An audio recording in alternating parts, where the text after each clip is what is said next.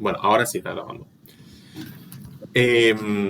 Decía, el encuentro de hoy entonces tiene que ver con, o está pensado para resolver de manera conjunta esta actividad que había quedado pendiente, para trabajar un poco estos verbos que hemos descrito la vez pasada, resolver estas oraciones y expandir este pasaje final de la Eneida, que tiene que ver con lo que se conoce como el epílogo, ¿no? de la Eneida, este desenlace en el que finalmente, como ustedes saben, Eneas mata a Turno. Así que vamos a trabajar con esto. No sé si hay alguna pregunta. Uy, cualquiera dice. No sé si hay una pregunta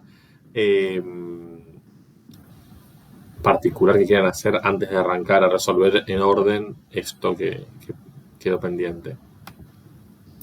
Yo tengo muchas preguntas, pero creo que van a ir surgiendo a medida que vayamos viendo justamente con los verbos, después con una oración y bueno, con este ejercicio de escansión. Escansión, ¿no? Sí, digo bien.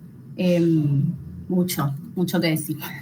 Bueno, lo que digo, adelanto algo para llevar un poco de tranquilidad en relación con la escansión. Digo, es algo que está pensado para como tener como un primer acercamiento a la métrica latina, a sus particularidades. No pretendo que, digamos, esto salga así de taquito, ni mucho menos, porque lleva tiempo adquirir como esta sensibilidad con la musicalidad del verso y del hexámetro en particular. Pero bueno, me parece que es una dimensión del texto, ya que estamos viendo textos en lengua original, es una dimensión del texto que es insoslayable porque hay una construcción de sentido. El punto final es ese. Digamos, no voy a proponer esta cuestión del análisis métrico como para machacar concretamente en la cuestión técnica, si bien, bueno, la vamos a estudiar, como un fin en sí mismo, sino como un fin para ver, bueno, cómo funciona la construcción de sentido, qué maneras tiene el poeta de enfatizar una palabra, de ponerla en relieve, de jugar con la disposición métrica de los términos para establecer relaciones ya no sintagmáticas, sino a veces paradigmáticas, y eso construye un sentido. Me parece que va por ahí más que nada la propuesta, no desespera. Bueno, les comparto un poco este PowerPoint donde están las resoluciones que vamos a ir comentando. Ustedes me dicen si se ve bien para cada forma verbal, a ver cómo funciona la estructura morfológica de estos verbos irregulares o los verbos deponentes y semideponentes, hay de todo. Bien, en relación con el verbo wollent, fíjense que viene del verbo wolo, ¿sí? Verbo wolo que se enuncia wolo, wis, huele, wolui. Recuerden que es un verbo wolo que no tiene supino, sino tiene esa quinta forma del supino, y que en el infinitivo, ese infinitivo arcaico se, que pasa a re en posición intervocálica por el fenómeno del rotacismo, es lo que ustedes ven en amare, monere, etc. En el caso de este verbo, esta consonante se asimila con la consonante de la raíz del verbo, ¿sí? De ahí que sea huele. Y noten también la apofonía vocálica de la raíz, de ahí que el verbo sea tan irregular. La E es el morfema, en este caso, de futuro imperfecto del indicativo. ¿Sí? Como ustedes recordarán, el futuro imperfecto en el indicativo, uno de los formantes expresa la alternancia vocálica A-E. Es lo que ustedes usaban para la tercera, cuarta y quinta conjugación. Bueno, el verbo wolo toma este mismo formante, no el formante bi-bu, digamos. Y estamos en la tercera persona por la desinencia personal NT. De alguna manera, los colores lo que están marcando es la segmentación de las formas. En el caso del verbo malo, que es el siguiente, mawis, ¿sí? Fíjense que acá efectivamente tenemos la base del verbo wolo en la segunda persona del singular. Este whiz que aparece en el enunciado de Wolo es el mismo whiz que está acá, lógicamente. Entonces es la segunda persona del singular del presente del indicativo activo. Respecto a estos dos verbos y de los compuestos de Wolo, ¿alguna pregunta? ¿Lo resolvieron así? ¿Repito algo? No, eso es Eso va. bien. En el caso del verbo fero, noten que aparece la T como de ciencia personal, por eso es la tercera del singular del presente. ¿Sí? Siempre insisto, el enunciado de los verbos es la clave para desovillar esto, digamos. Fero, fers, ferre, turilatum, explica mucho este sistema de las tres raíces, ¿no? Que hablábamos la vez pasada. Noten en el verbo eunt, ¿sí? Cómo aparece esta U, que es esta U propia de la apofonía vocálica de muchos verbos en tercera persona del plural para el presente, se verifica incluso en un verbo irregular como eo. Nolevam acá, en el caso de nolo. Perdón. Sí. Ahí en EUNT, yo fui agregándole la traducción a cada verbo, como para ir practicando también eso.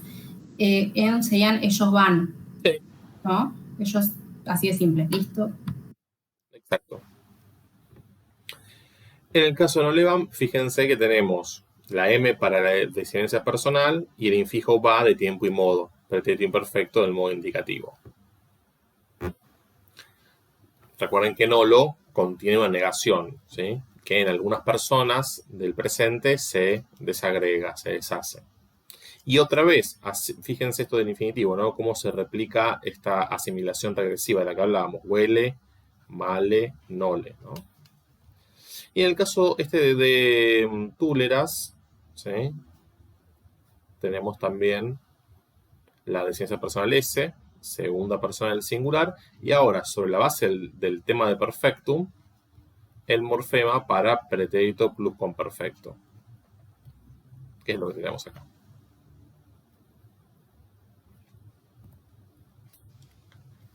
Antes teníamos fert, tercera persona del singular, ahora tenemos ferris. Fíjense que acá aparece esta desinencia que alterna con otra desinencia en la voz pasiva, que es la desinencia re, para la segunda persona del singular en la voz pasiva. Como no hay otro morfema en el medio entre la raíz verbal y la desinencia, es que estamos en el presente del indicativo. Noten que acá el verbo eo, para formar el futuro, sí utiliza el formante be. Fíjense cómo hay esta oscilación, digamos, según de qué verbo se trate, dentro de los irregulares me refiero. Los irregulares no se adscriben a una conjugación o a otra, ¿sí? con este criterio necesariamente. Fíjense en el caso del verbo ibis, cómo aparece el formante be para futuro. Recién veíamos que Wollent utilizaba este formante.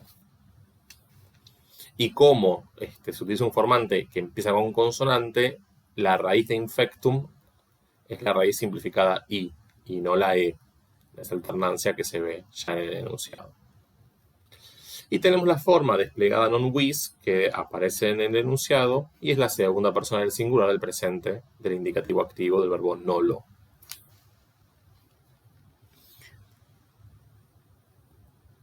Hasta acá verbos irregulares.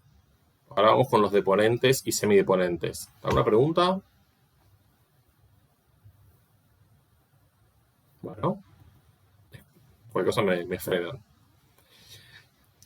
Bien, naskeris. Bueno, en realidad yo ya estoy acentuando naskeris, considerando que esta E es breve.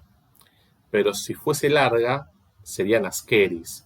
Así suelta la forma, sin contexto y sin indicación de la cantidad, esta E puede ser larga o breve. Ahora, si es larga o breve, cambia el tiempo verbal. ¿Por qué? El verbo naskor, verbo deponente, porque se enuncia todo en voz pasiva y solo conserva una morfología pasiva, es un verbo de tercera conjugación. Los verbos de tercera conjugación, como ustedes saben, por lego, vamos al verbo modelo de tercera, un verbo no deponente. Ustedes saben que para el presente utilizan como vocal de unión la i breve, a tal punto que esto es lego, legis, legit. Bien. En la segunda persona del singular del presente de la voz pasiva, porque el verbo es deponente, esa I breve de vocal de unión, o sea que la forma sería nasciris, esa I breve entra en contacto con una consonante vibrante en sílaba interior, que es la R. Entonces se produce este fenómeno fonético que consiste en el cambio de timbre vocálico de I breve a E breve. Recuérdenlo, pueden fijarse en los paradigmas de la voz pasiva. Esto pasa con los verbos en la voz pasiva del presente de tercera y de quinta conjugación y en el futuro imperfecto de primera y de segunda. Bueno, es esto mismo. Ahora, si la E fuera larga, cosa que acá en la forma pelada no hay indicación de ello. Si la E fuera larga, entonces es esta E del morfema del futuro que decíamos antes. Por eso la forma es ambigua, salvo que se indique la cantidad. Una cosa es decir nasceris y otra cosa es decir nasceris. Fíjense cómo la cantidad tiene este valor diacrítico. Alguien que entró alguien o quiere entrar alguien. Se admito. No sé quién es. Robótica Kids. Bueno, admito. Bueno, no pasa nada. Okay, sí. ¿Cómo estás? Bien.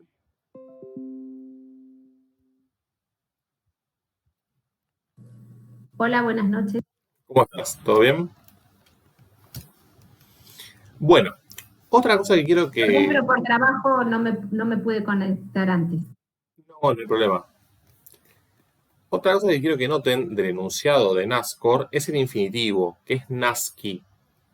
¿Sí? Este infinitivo NASCI corresponde a la desinencia de infinitivo pasivo para la tercera conjugación. Noten lo siguiente.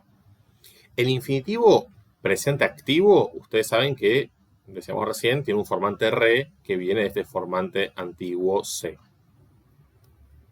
En la voz pasiva, el formante es ri para primera, segunda y cuarta conjugaciones, es decir, las conjugaciones que llevan vocal temática larga.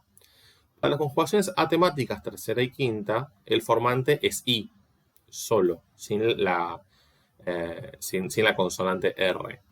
Así que en el caso del verbo conor, verbo deponente, el infinitivo será conari, de werior, wereri, de experior, experiri, porque son de primera, de segunda y de cuarta. En el caso de la tercera y de la quinta conjugación, para sequor será sequi y no sequi, y para gradior será gradi y no gradri.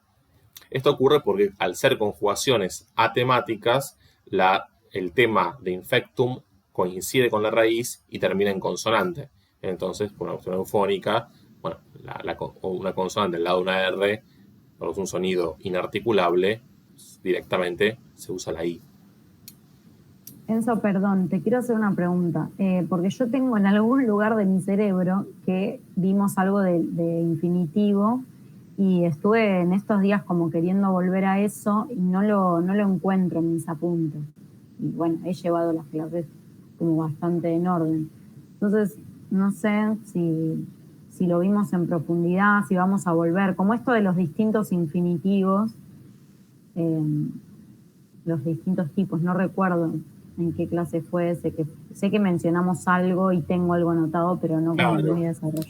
Claro, no. Todos los infinitivos vienen más adelante, van a llegar, pero no los vimos a los 6 tipos de infinitivos, todavía no llegamos a verlos. Sí los fuimos mencionando, como decís vos, han aparecido, hice alguna referencia en alguna ocasión, pero no vimos cada infinitivo en particular.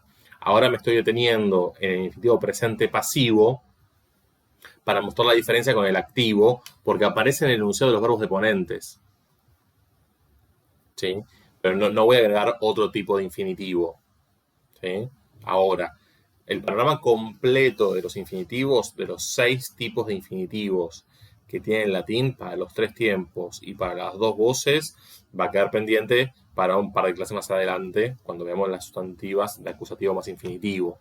Hasta ahora, digamos que el infinitivo que ustedes conocen es el que termina en re, digamos, el infinitivo presente activo, y el pasivo, porque es el que aparece en el enunciado de los verbos deponentes, que se forma, digamos, con este criterio. Al ser un infinitivo presente, siempre es sobre la base del tema de infectum. Me agarró por un momento como una medio desesperación en estos días. De hecho, se los puse a las chicas, tipo, chicas, ¿en qué momento vimos algo de esto, por favor? No, todavía no lo desarrollamos. Como es un infinitivo presente, el pasivo se construye sobre la base del tema infectum. Ocurre que los verbos de primera, segunda y cuarta conjugación, como son verbos temáticos, el tema de infectum está compuesto por la raíz más la vocal temática. A eso se le agrega la desencia ri. En lugar de re, ri. Ahora bien, los verbos de tercera y de quinta, como no tienen vocal temática, el tema de infectum coincide con la raíz. Es igual. Entonces, en lugar de ri, se agrega la i sola. Esta es la estructura del infinitivo presente activo. ¿Cómo se traduce?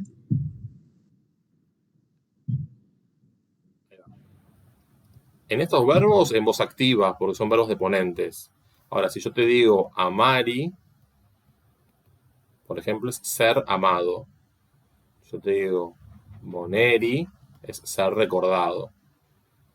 Yo te digo legui, ser leído.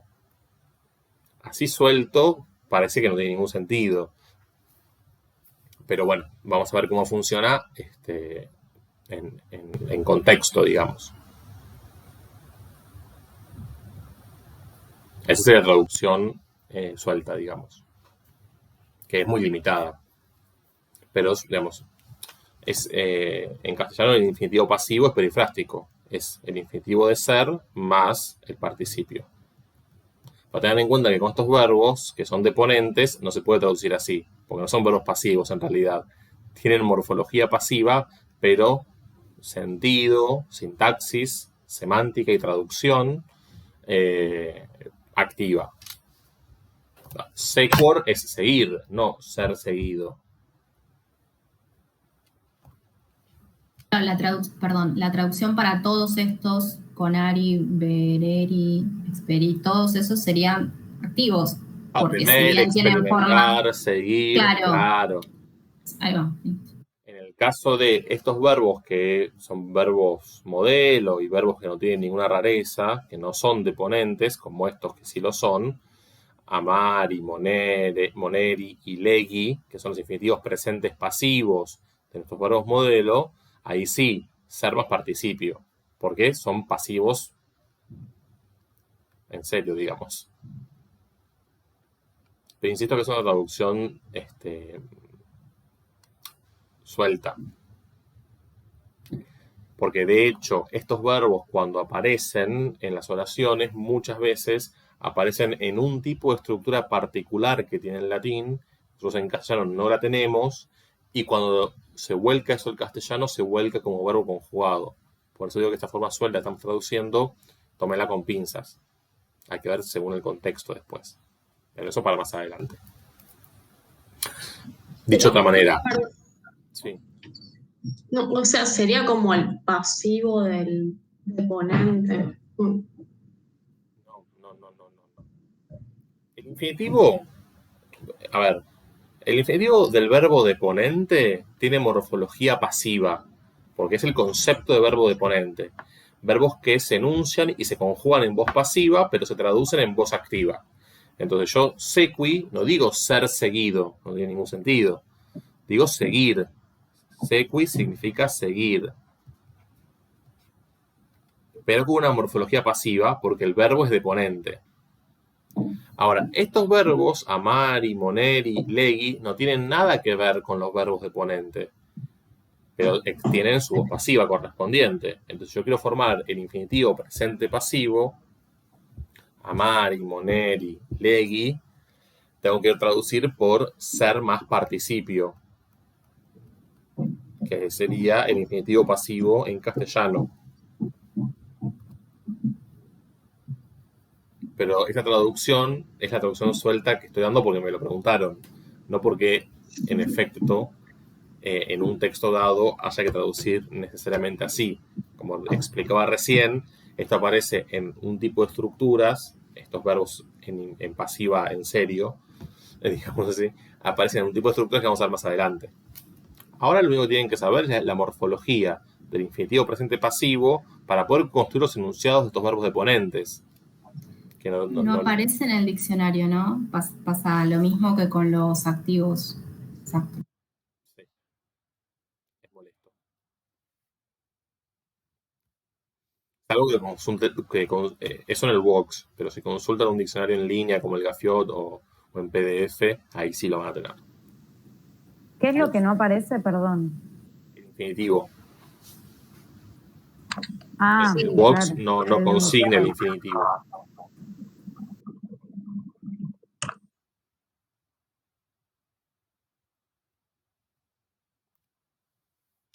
Fíjense, acá tenemos locuti eratis. Este verbo, locuti eratis, es el verbo loquor. Loqueris, loqui, porque es de tercera, desinencia i, locutus sum. Fíjense que el perfecto es perifrástico.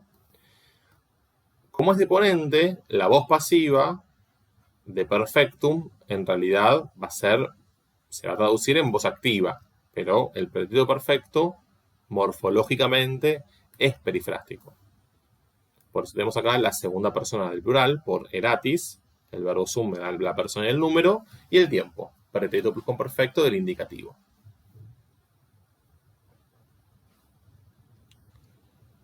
En el caso de utuntur, fíjense, tenemos la desinencia tur, ¿no? Desinencia para tercera persona del plural. Y estamos en el presente porque tenemos la raíz del verbo de infectum, el tema de infectum, mejor dicho, y la U vocal de unión. Es esta misma U de lego que hace lego, legunt en tercera del plural. Esta apofonía vocálica también se reproduce acá en la voz pasiva. Legunt en voz pasiva es leguntur. Como utuntur. Solo que utuntur, a diferencia del ego, tiene un aspecto pasivo, tiene la morfología pasiva, porque es un verbo deponente. Leguntur, a diferencia de utuntur, leguntur sí está en voz pasiva, sí se dice en voz pasiva, sí se traduce en voz pasiva. Pero utuntur no.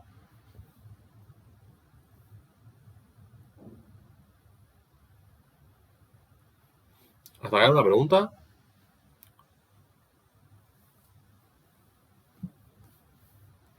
Y después tenemos el verbo, esta forma, ausae sumus, que es uno de los pocos semideponentes que tiene el latín, es el verbo audeo. ¿Sí?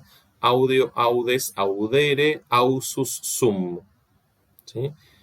Fíjense, un verbo de segunda conjugación, y acá tenemos en el perfectum la primera persona del plural del pretérito perfecto del modo indicativo, porque es sumus.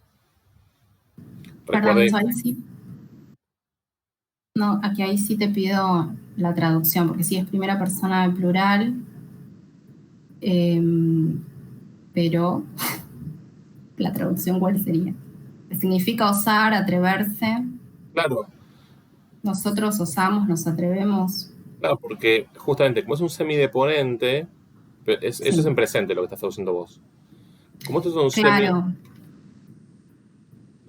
semideponente, ¿sí? En el perfectum funciona como un verbo deponente, pero en el infectum no. Entonces, nosotros nos atrevimos en pretérito perfecto, en el pasado. Pero no en voz pasiva. No se puede traducir en voz pasiva. Porque el semideponente funciona como deponente en el perfectum. Por eso es semi. El infectum es activo. Profe,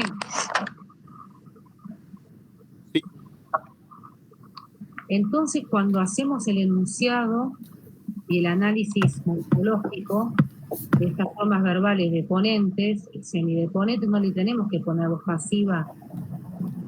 Sí, le pueden poner voz pasiva, porque es la morfología, y entre paréntesis deponente. Claro. Yo había hecho eso en está bien. Ubuntu, en Sí. Sumo. Porque la morfología es pasiva, pero es agarrar deponente porque después su comportamiento no es pasivo. Está bien, pero en la morfología está bien ponerlo. Sí, no, porque no lo veo acá en la pantalla. Sí. Se puede indicar como no. Cuando uno indica deponente, está indicando también esto, implícitamente. O sea, lo puedes agregar como no. Lo mismo con el semideponente. ¿Sí? Si vos tenés solita erunt, le puedes poner morfología pasiva y entre paréntesis semideponente. Pues son las dos cosas, digamos.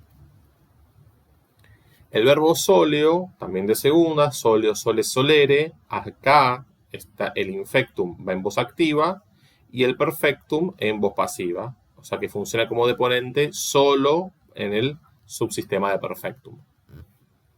Como tiene erunt, estamos en el futuro perfecto.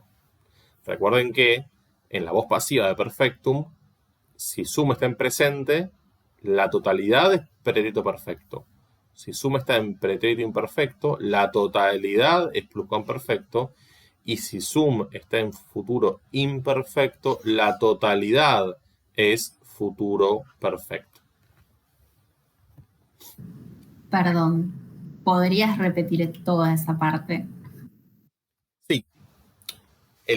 La perífrasis pasiva para el sistema de perfectum se construye partiendo del participio perfecto pasivo, de manera tal que el participio ya aporta una temporalidad dentro del perfectum. Esa temporalidad se suma al tiempo que expresa el auxiliar sum, de manera tal que cuando sum está en presente, perfecto más presente, tiempo cero, da pretérito perfecto. Cuando sum está en imperfecto, perfecto por el participio más imperfecto por el verbo sum, da pluscuamperfecto, más que perfecto. Y cuando el participio, que ya es perfecto, está seguido de sum en futuro imperfecto, es un futuro imperfecto más un perfecto, futuro perfecto. No sé si fui claro, no sé si medio enredado es, pero la lógica es esa, digamos.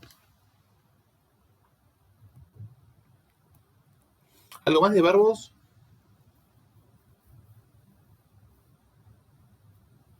¿De morfología? ¿Cómo vieron esto? ¿Es todo difícil? No, por ahí más la parte de traducir en algunos verbos, en los que te pregunté por lo menos. Y después lo que yo entendí, como se iban repitiendo en algunos momentos los verbos, es que lo más importante es saber el enunciado, digamos, como tener en cuenta el enunciado, pero sí, cuando veía los videos y veía el despliegue de todas las conjugaciones, Parecía mucho. me inquietó, pero si hay que solamente saber el enunciado, vamos, que podemos. Sí, recuerden que algo que creo que lo dije individualmente cuando tuvimos los coloquios, y lo digo acá para que quede grabado y subido al canal, o sea que si me contradigo pueden mostrarme, vos dijiste esto, que digo, pensando en la particularidad de esta cursada atípica y a distancia, que hizo que en la práctica se diera que ustedes están estudiando la lengua con uso de fichas, y no me parece que esté mal, insisto en esto, se da en estas condiciones. Digo que no hubo instancias para ir incorporando la morfología de otra manera, sobre todo con estos verbos que son tan irregulares, desde ya que en las instancias de evaluación o en el examen final concretamente van a poder disponer de estas fichas de los verbos irregulares, desde ya. Ahí están, hay un fichaje florido. Quiero decir, eso va a estar a disposición. Por supuesto que cuanta más morfología, digamos así, ustedes logren incorporar en este tiempo, más soltura y más comodidad van a tener para moverse. Eso va de suyo. Pero está bueno que sepan que pueden tener la ficha, porque no les voy a pedir aparte que, el verbo malo en el futuro imperfecto, tercera persona del singular, ya. No va por ahí la cosa.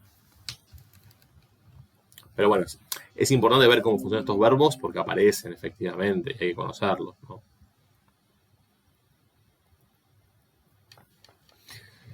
Bien, vamos a ver cómo funcionan estos verbos deponentes en la oración, ¿sí? Fíjense, tenemos en esta primera oración Ulixes lignei equi dolum machinatur et sic graeci Troia potientur. Fíjense que tenemos dos formas verbales, machinatur y potientur, ambas formas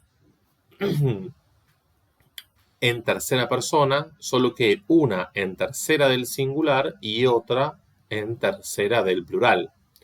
De ahí que los sujetos sean distintos. Como ustedes saben, si el sujeto de un verbo es distinto al sujeto de otro verbo, eso significa que la oración es compuesta. Y dentro del predicado, digamos, eso significa que separamos entre una primera suboración y una segunda suboración.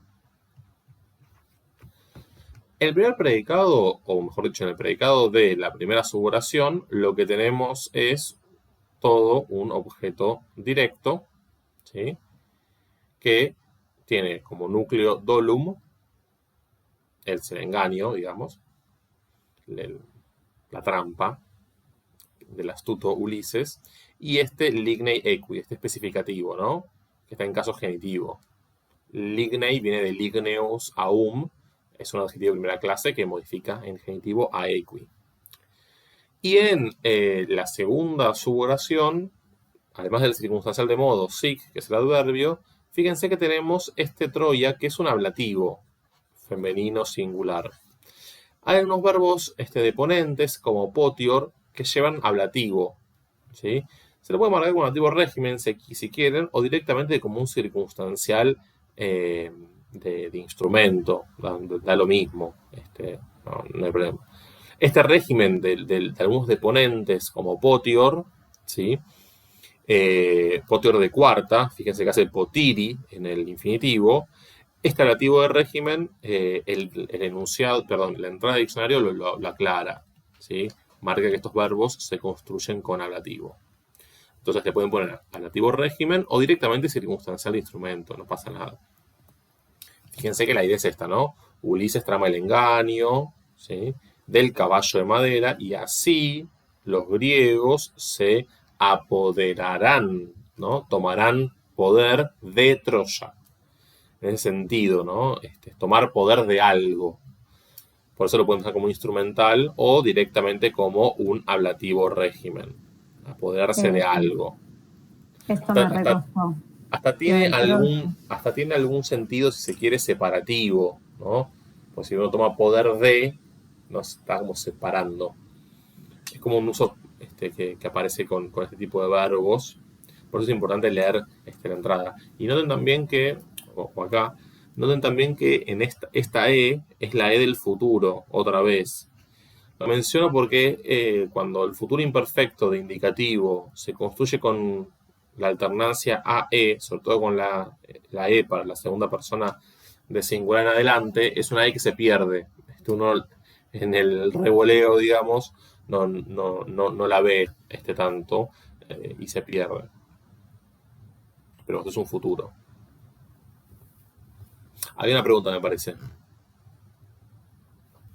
Sí, yo primero que me pasó eso, lo puse en presente. Y con Troya, no, o sea, no lo podía como saber qué era, porque sabía que se habían apoderado de Troya, Claro. pero no sabía qué función. ¿Qué le pusiste? cumplía. No, lo dejé como un círculo de lápiz y un signo de pregunta. Ahí porque lo iba a poner como, o sea, en mi cabeza, en mi lógica decía, bueno, objeto directo, porque la conquistaron. En realidad yo lo traduje como conquistaron. bueno, también en presente, mal. Pero digo, como lo pensaba como eso, ¿qué podía ser? Bueno, pero ahí Porque también, fíjate bueno, que vos no podés poner un objeto directo si esto no está en acusativo. no, por eso, no lo iba a poner porque no estaba en acusativo, pero digo que... Entonces, lo que yo te sugiero es, cuando estés a duda, la manera como de resolver la ambigüedad o la duda es ir al diccionario, volver al diccionario a ver si en la entrada del verbo hay alguna pista adicional. Por eso es tan importante leer las entradas de punta a punta, que puede ser algo pesado, digamos, pero creo que ayuda un poco a encontrar alguna llave, ¿no? que destrabe.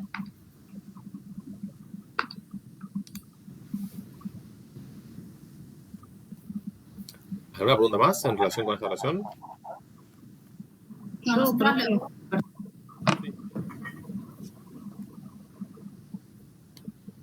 Escucho. habla. Yo no las veo, por eso. Como yo estoy compartiendo pantalla, no veo a nadie. No, lo que yo decía es que nos dividimos las oraciones. Ponele esta, yo no la hice, yo hice la 3 y la 5. Como que nos dividimos las oraciones como para tener más dudas, digamos. Bien. Yo iba a decir que le puse, me di cuenta que Troya era un ablativo, pero le puse, lo vi como un ubi, lo pensé como conquistaron en Troya. Cualquiera, ¿no? Sí, porque no es que. No está hablando del lugar donde se desarrolla la acción, sino justamente de esto que es, digamos, de lo cual se toma poder. Hay un apoderamiento de algo. Potior tiene ese sentido. Igual, si digamos, si en un es un error muy menor, quiero decir, no es ninguna barbaridad ponerle en Troya. No es lo que está diciendo, pero no. Tengan en cuenta esto, por ahí como el dato saliente de todo esto es que hay un grupo de verbos deponentes que se construyen con ablativo régimen. Potior es uno, ahora no me vienen otros a la mente concretamente, pero Potior es uno de ellos. Estos que implican como apoderarse, tomar, agarrar, bueno, van con ablativo régimen, con este sentido como separativo, porque uno está apropiando de algo, ¿no? Y vuelvo, cuando hay una duda en ese sentido, sugiero siempre volver a la entrada del diccionario del verbo para ver bien cómo funciona, porque cuando uno tiene una palabra como Troya y no sabe qué función ponerle, el problema no está en Troya, está en el verbo. La clave, la solución, no está en el sustantivo, sino que está en el verbo y en poder dilucidar cuál es la estructura argumental del verbo, qué complementos selecciona ese verbo para completar el significado. Me parece que acá lo que podemos sacar en limpio de esta oración es eso, ¿sí? Primero, hay un grupo de verbos deponentes, como Potior y otros que ahora no me vienen a la mente, pero hay un grupo de verbos deponentes que se construyen con ablativo régimen, ¿sí? Con este valor separativo que tiene el ablativo. Eso lo dice el diccionario, ¿sí? Pero tenerlo como algo fichado, bueno, ahí están estos verbos deponentes que llevan ablativo. Y después, otra enseñanza que me parece significativa, cuando un sustantivo dentro del predicado, cuando un sustantivo está en un caso, pero no le encontramos función, a simple vista al menos, porque le queremos obtener una función, pero no condice con el caso, o algo por el estilo, piensen que el problema, o el síntoma lo expresa el sustantivo, pero el problema está con el verbo. Hay que resolver qué pasa bien con el verbo para despejar la otra cuestión.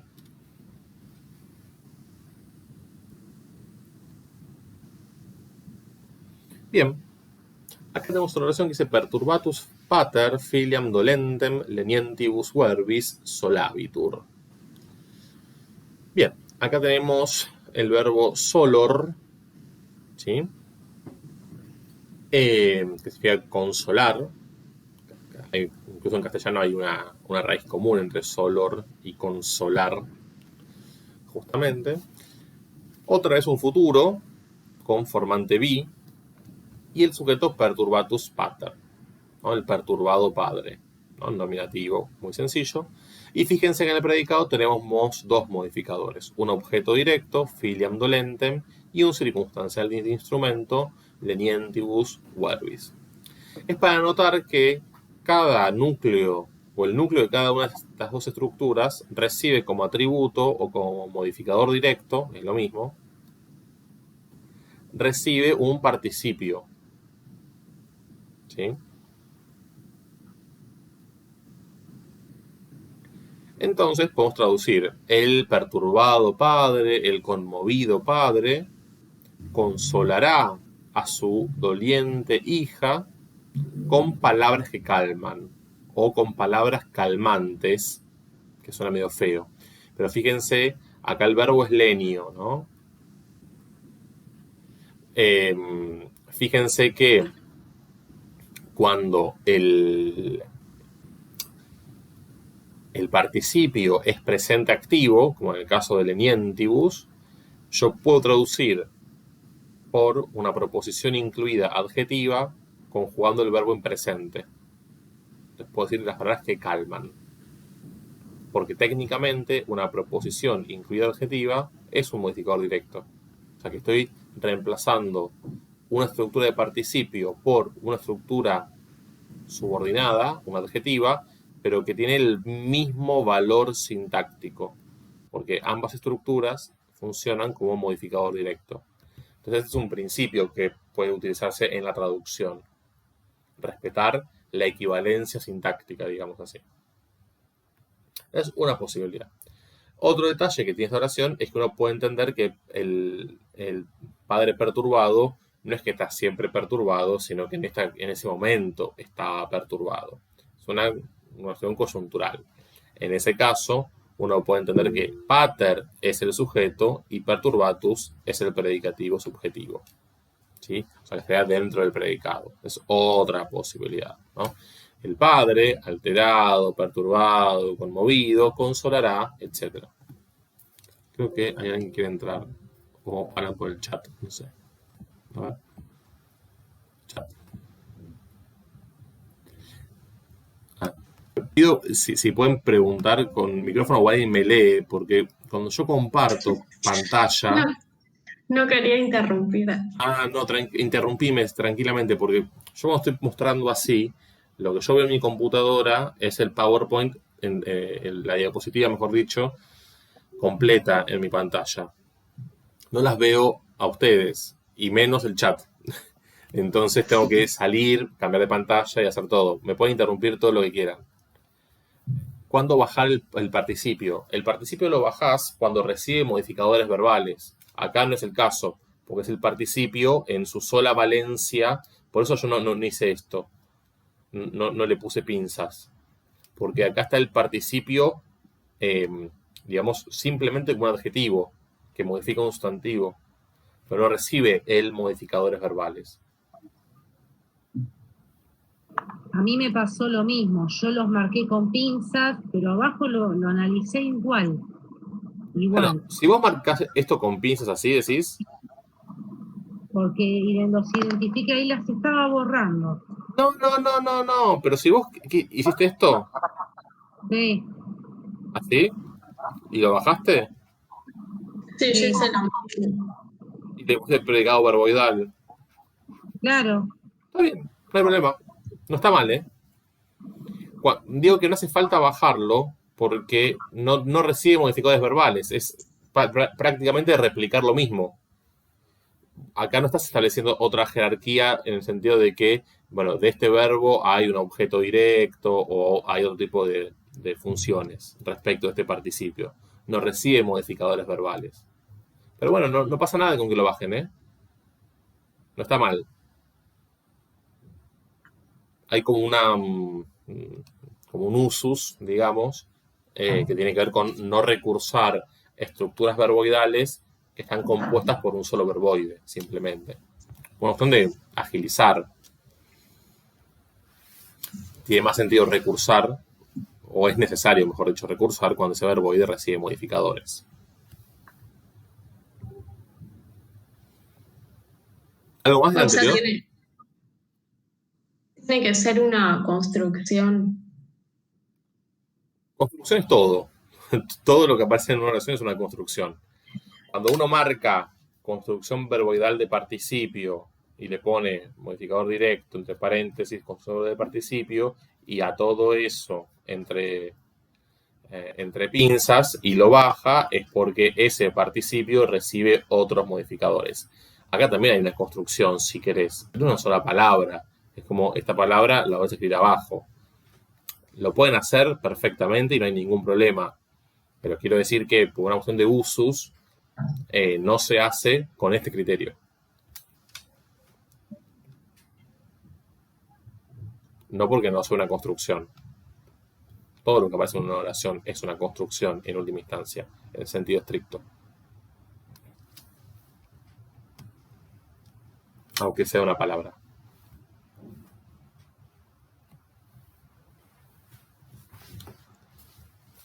In illa nocte, in qua templum Dianae deflagravit, natus est Alexander. Bien. Tenemos el sujeto pospuesto hacia el final, Alexander. Natus est es el verbo principal. Porque el otro verbo, deflagravit, está subordinado por qua. Es este pronombre relativo que ustedes ya conocen. Qui, quae, qua. Noten que el relativo qua viene después de una preposición, la preposición in, de manera tal que la extensión de la subordinada adjetiva de la pía empieza en in y termina con el verbo de la subordinada. No empieza en qua. ¿Por qué no empieza en qua? Porque qua está a su vez subordinado por in, es in qua. Recuerden que las preposiciones rigen caso. Este ablativo del qua lo está rigiendo in.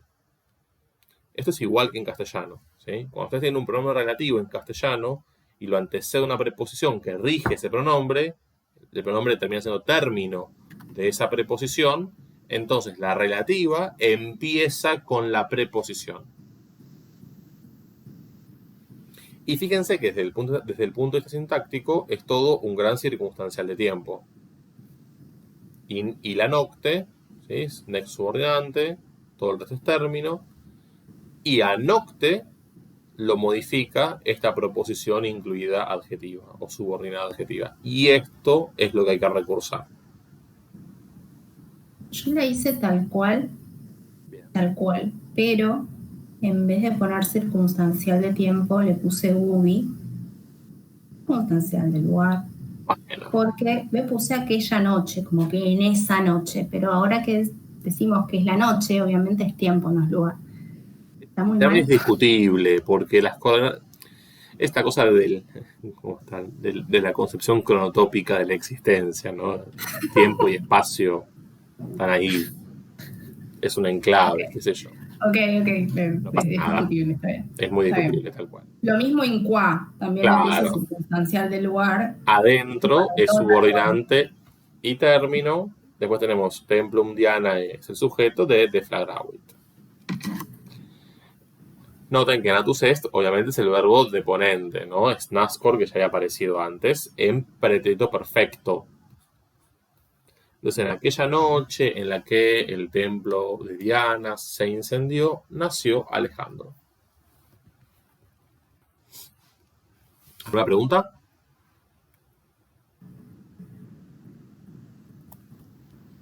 Vamos con esta. Acá hay un poquito de todo. Dice, confecto crudelissimo velo, prudens eros, qui in erroribus suis difficilima perpesus erat. In patriam suam est reversus. Bueno, si uno va de atrás para adelante, tenemos est reversus, perpesus erat, y tenemos un participio que es confecto.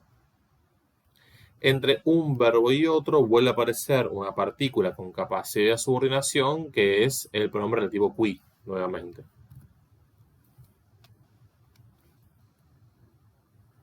Bueno, yo no quiero tacharla ahí. No.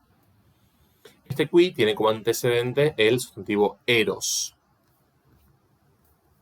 Fíjense que tiene una desinencia propia del griego, por eso aparece eros, ¿sí? En nominativo singular. Puede estar tomando la desinencia Omicron sigma del nominativo singular en griego, ¿sí? Como logos, que es nominativo singular, bueno, por eso aparece, esto igual lo dice el diccionario. Entonces esto es nominativo masculino singular, el prudente héroe. Confecto es un participio perfecto pasivo. Crudelísimo velo está en ablativo, al igual que el participio. De manera tal que acá tenemos un ablativo absoluto. Dentro del sujeto, Eros recibe como modificador directo esta proposición subordinada adjetiva o proposición incluida adjetiva. Y el verbo principal, que es est reversus, a su vez tiene un quo in más acusativo.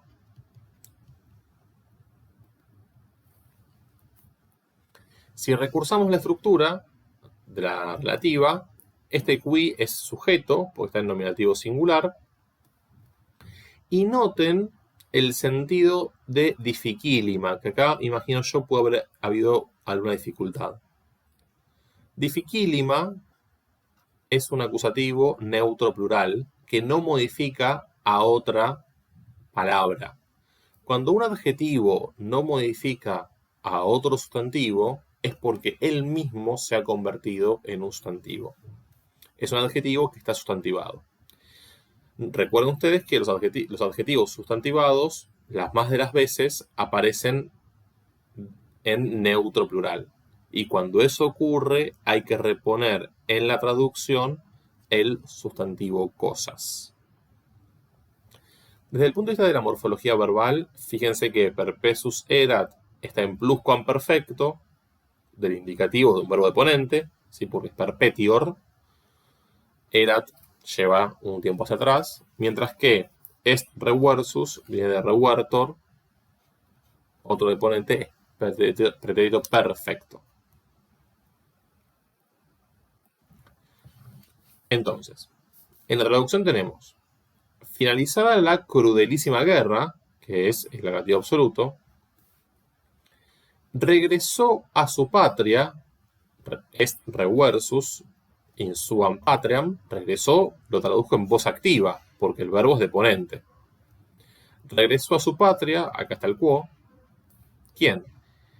El prudente héroe, el sujeto de todo esto, que, o el prudente héroe quien, cualquiera de los dos relativos, había soportado, perpesus erat, pluscuamperfecto, y en voz activa traduzco, porque nuevamente perpetior es deponente, había soportado, también en el sentido de había superado, había tolerado, había aguantado, en sus rodeos.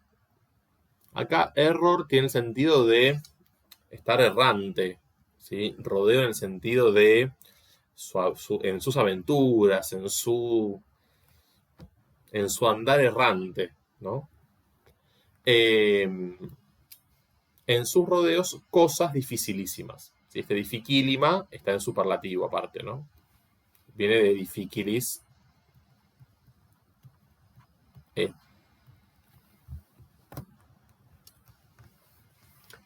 Escucho preguntas.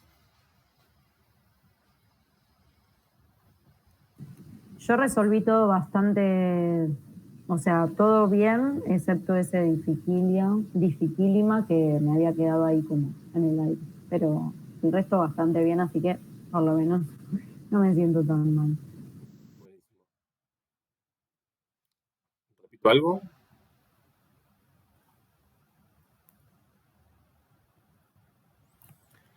Vamos a esta. Laboribus urbanis de Fesus consul vult dignum otium. Bien. Fíjense que tenemos un solo verbo conjugado, vult, porque de Fesus, que viene de fetiscor, es el participio de un verbo deponente. Vult es el verbo volo. Es la tercera persona del singular del presente. Y es un verbo transitivo, además. Por eso lleva objeto directo, dignum otium. Cónsul es el nominativo singular, núcleo del sujeto. Y fíjense que tenemos esta estructura al comienzo con un participio. No se confundan, no piensen que es un ablativo absoluto, porque el participio no está en ablativo, está en nominativo. Y a través del verbo modifica al núcleo del sujeto. Cuidado con eso. Porque uno Yo pensé que era un ablativo en absoluto y pensé que estaba mal tipeado. Así de loca me puse. Dije, este es el cónsul, deseaba un digno descanso, abrumado por las tareas laborales, bla, bla, bla. Defesus predica de cónsul a través del verbo. El que está cansado por los trabajos urbanos es el cónsul. Claro. Uno ve al comienzo laboribus, urbanis, ablativos, ¿no? Ve ablativos al comienzo y después ve una coma, listo, ablativo absoluto. Pasa que este ablativo es en realidad la causa eficiente o el complemento agente de este participio. Y noten cómo, esto sí es interesante, creo que está dicho, espero haberlo dicho en el video de la semana pasada, que los verbos deponentes en el participio perfecto pasivo, ahí manifiestan una ambivalencia y pueden funcionar como pasivos y admitir, por ejemplo, una causa eficiente. De nuevo, ¿qué? El participio perfecto pasivo de un verbo deponente, ¿sí? No deja de ser participio perfecto pasivo. Ahí no depone, en este caso. Depende igual del contexto, pero las más de las veces no depone en el participio. Porque de alguna manera todos los verbos deponentes, o el concepto mejor de verbo deponente, es un concepto que está como justamente en una transición. Son verbos que quedaron a medio camino entre la voz activa y la voz pasiva. Entonces ese estado como de inestabilidad se ve en las formas nominales y en particular en el participio perfecto pasivo, que en algunos contextos, la mayoría, como este, no dejan de ser pasivos, a pesar de provenir de un verbo deponente. Por eso admite un complemento de causa eficiente o un complemento agente, como lo quieran llamar, dentro de la construcción de participio. Esto sí se puede bajar, ¿eh? Pinzas y lo bajan.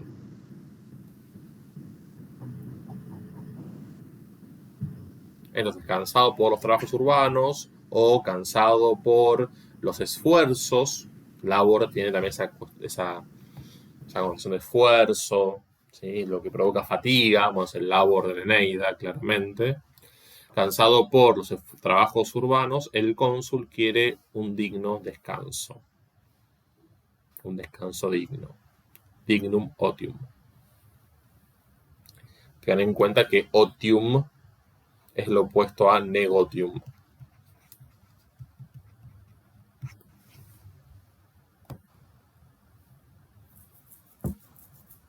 ¿Alguna pregunta?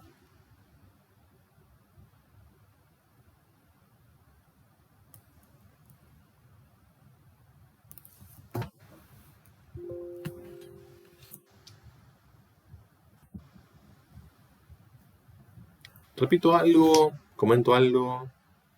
Vamos a la métrica. No creo que ahora empiezan las preguntas, ¿no? Chicas. El problema hasta ahora.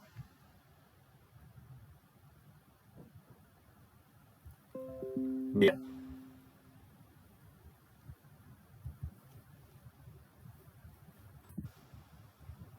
Yo lo que les propongo hacer ahora, si están de acuerdo, es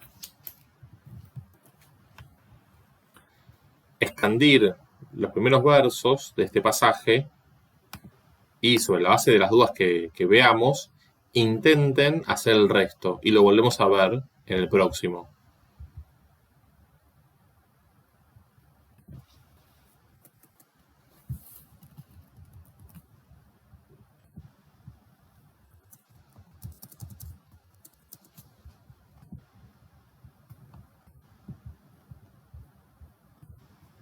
Bien. ¿Quién se anima a leer cómo le quedó? ¿Alguien se anima ya a probar leer métricamente?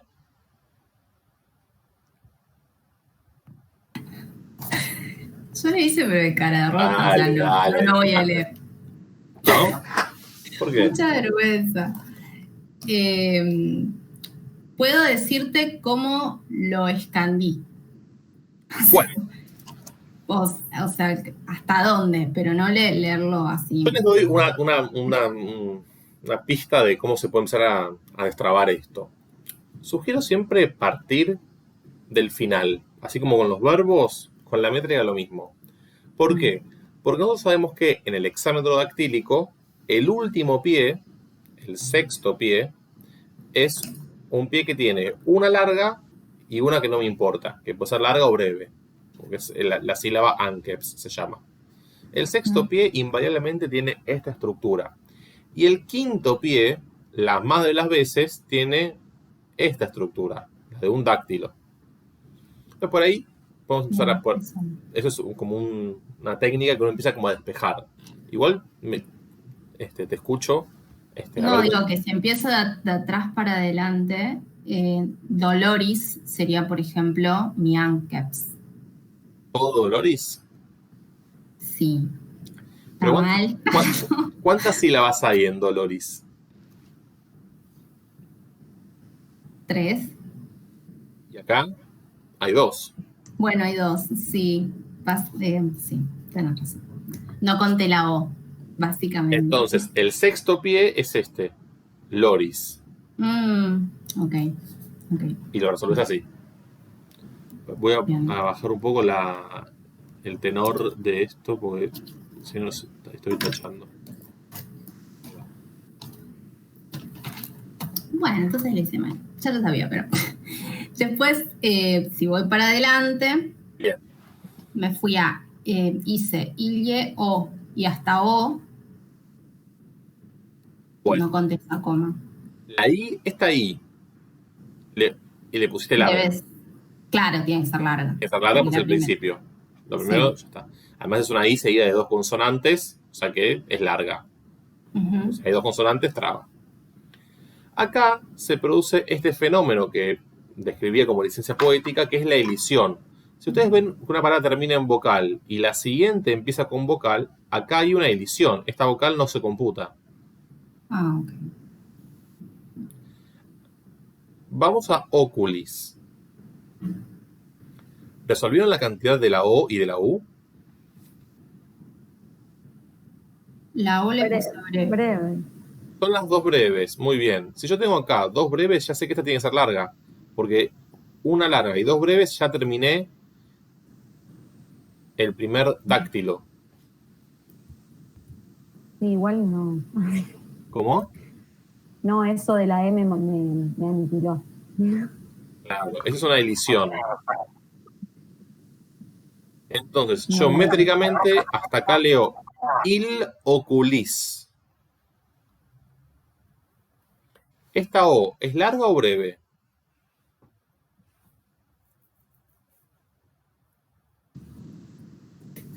Perdón, ¿dónde vamos? Perdón, me llaman por teléfono y me fui. ¿Esta O de post es larga o breve?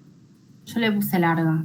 Muy bien, es larga porque está seguida de no solamente, no 2, sino 3 consonantes, hiper alargada. Entonces, si esto es largo, ¿esto qué cantidad tiene la A? Tiene que ser breve, por la M, ¿no? No. O por la U, porque este seguía con vocal, sí, vocal.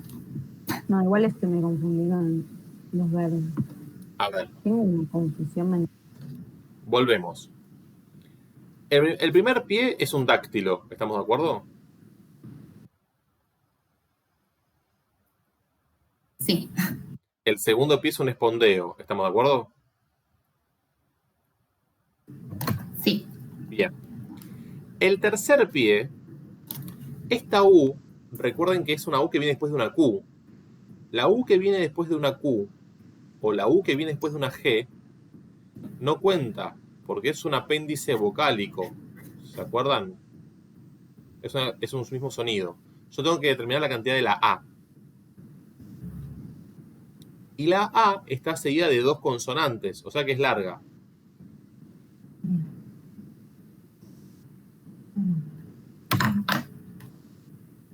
Esta palabra, saewi,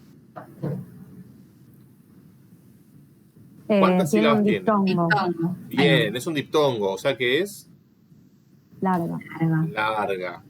Y acá cambio de pie, pues ya tengo 2 largas. El tercer pie es un espondeo. ¿Se ve? Sí. ¿El acento dónde cae? ¿En quam o en sae? En cuam. Perfecto. Entonces yo hasta acá leo il oculis postquam.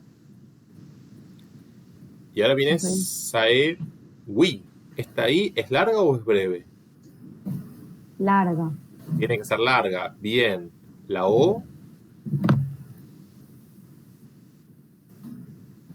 Breve. es breve. Los La breves I es también. breve. Porque si acá tengo una breve, la Sí. que sigue tiene que ser breve para formar el dáctilo. Acá tengo el siguiente pie, es un dáctilo. ¿Esta E es larga o es breve? Tiene que ser larga. Tiene que ser Larga. larga porque empieza el pie y además hay 2 consonantes. El ictus Y va porque acá. es el quinto. Y porque es el quinto y es Y es el dáctilo, ¿no? perfecto, es el quinto y me quedan 2 breves. O sea, un dáctilo. Entonces, este verso tiene esta estructura. Dáctilo, perdón. Ahí, no me voy a entrar así, no. Este verso, no. Esto queda Ahí. grabado, ¿no? Sí.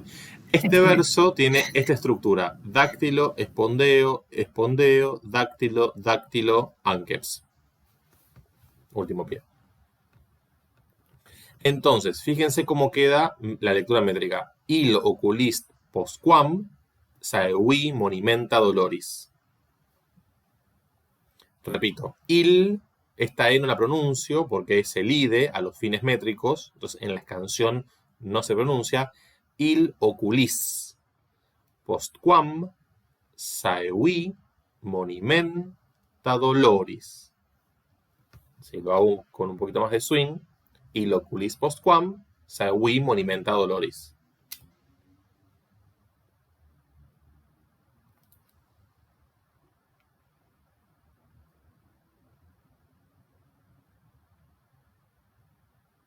Te escucho preguntas.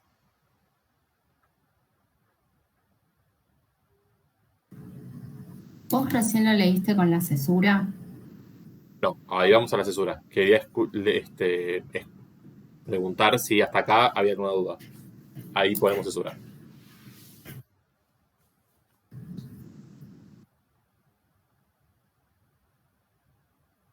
Bueno, recuerden que tenemos básicamente 3 tipos de cesuras. La triemímera, la pentemímera y la heptemímera.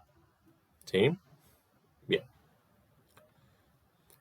Tenemos que ver, a ver, si yo digo, la más frecuente es una pentemímera. 1, 2, son 2, o sea, recuerden que cada unidad para pedir la cesura es una larga, son 2 tiempos. Entonces acá, con una larga, 1, 2 breves, 2, 3, 4, 5. Acá podría caer una, 6, 7, acá podría caer otra. Estas son 2 posibilidades. Y también tengo 1, 2, 3, acá podría caer la otra.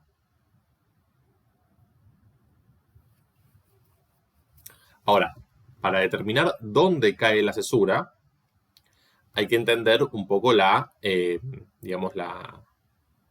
lógica, ¿sí?, de la sintaxis del texto. Esto todavía no lo hemos resuelto sintácticamente. Digamos que yo les propongo que en un acto de fe créanme que la cesura es triemímera y heptemímera. Pero bueno, porque para resolver esto hay que entender que acá hay un subordinante temporal que es postquam. Pero bueno, digamos, la cesura depende mucho de la interpretación sintáctica que se le da al verso.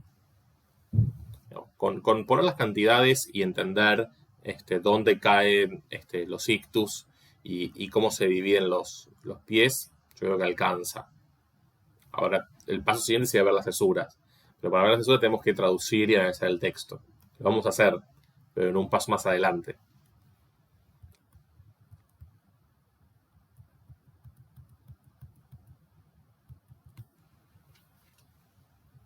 Digamos, si me pongo a analizar y traducir este texto ahora, no terminamos más.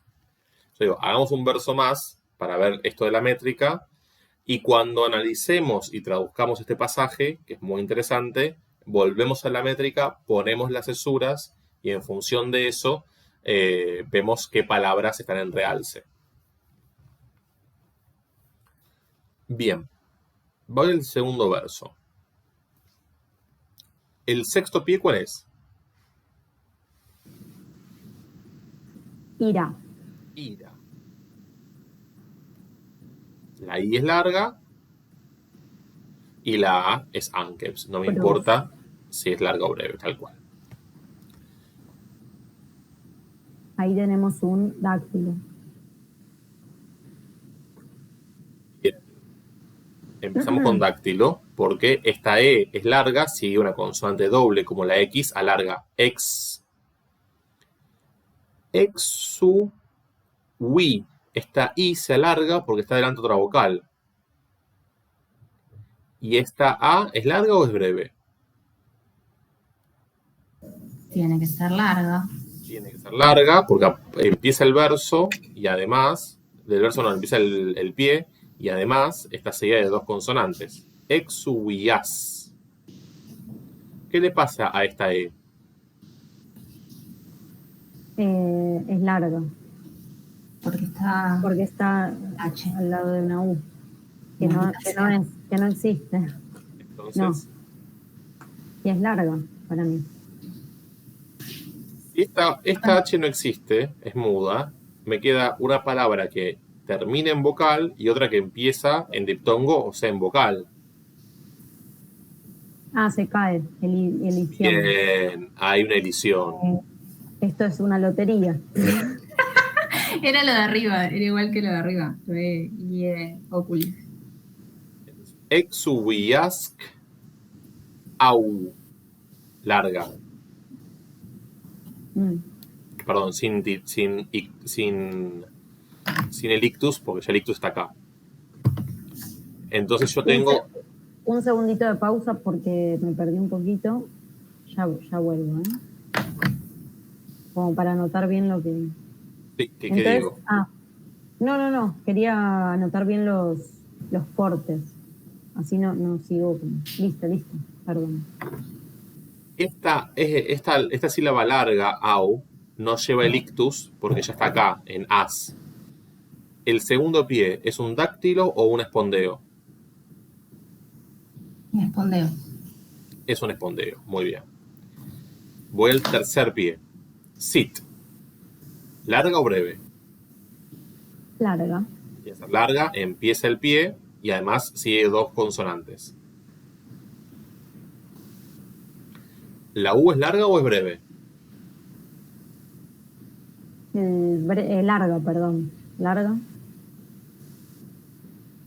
No, Yo la encontré en el diccionario breve. Y Es ahí breve. puse dos breves. U y Exacto. breve, las dos. Bien, esta U es breve por naturaleza, pero ¿saben cómo lo pueden deducir? Porque esta I necesariamente es breve porque está seguida de otra vocal. Ahí yo playé que era larga. Vocal seguida de vocal es breve. Entonces tengo una breve seguro. La primera es larga seguro, la del medio tiene que ser breve para formar el dáctilo. Entonces acá is, la segunda I, es larga. Ok. Hasta acá tenemos exubias causit furiis. Esta A de Akensus, ¿es larga o es breve? Larga, porque hay dos vocales, hay dos consonantes, perdón. Correcto, perdón. vocal Consonantes. seguida por dos consonantes, tal cual. furis, aquen. Otra vez larga, sería de las consonantes, y el dáctilo del quinto pie. Ok. Entonces, este segundo verso es dáctilo, espondeo, dáctilo, espondeo, dáctilo, anqueps. Y se lee ex subias causit, furiis aquen susetira. Acá la cesura es más clara todavía. En el rocto de fe, créanme que va ahí. Es una cesura, digo bien, pentemímera.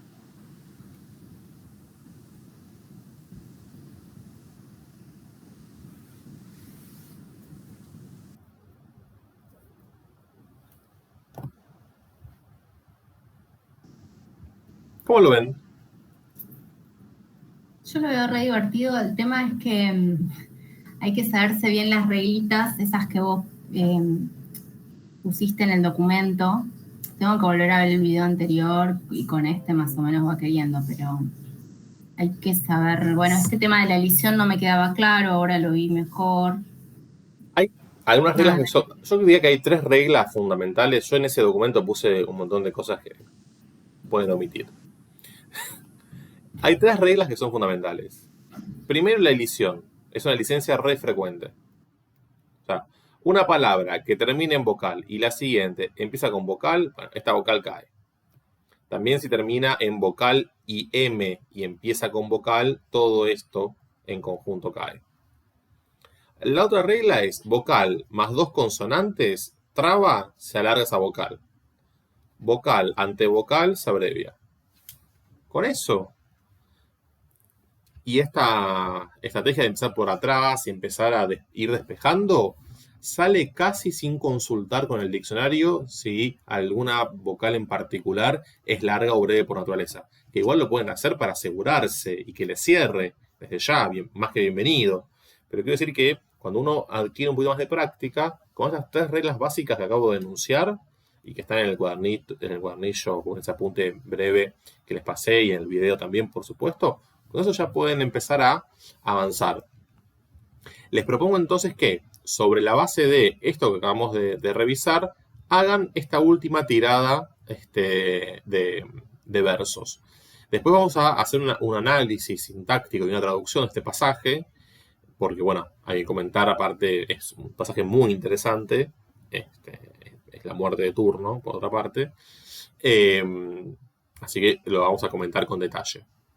Y poder hacer la métrica de este pasaje va a ayudar a, profundizar la interpretación.